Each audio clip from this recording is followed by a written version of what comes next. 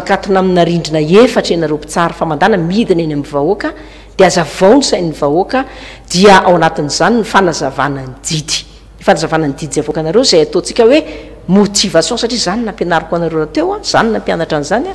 dia oka mba tsy hisy didy intsony voaka sans motif zany hoe tsy mahazava ny antony na tonga ny anankiray andresy na hompandresy zay ngamba no afatra azoko petraka dia isorako anareo be lehibe teto amin'ny télévision dia isorana betsaka ianao raha mato ministra nanaikio vahiny teto amin'ity fandarana ny tontolo ny fitsarana ity ary misotranao ihany koa zay naharaka ny aino anay hatramin'ny farany noro armisa vololona izay ministra ny fitsarana sady mpitahiry ny tomboka zay-mpanjakana izay no niaraka tamintsika teto ary dia mametraka ny veloma mandrapitafa tompoko lasy tompoko va veloma tompo veloma tompo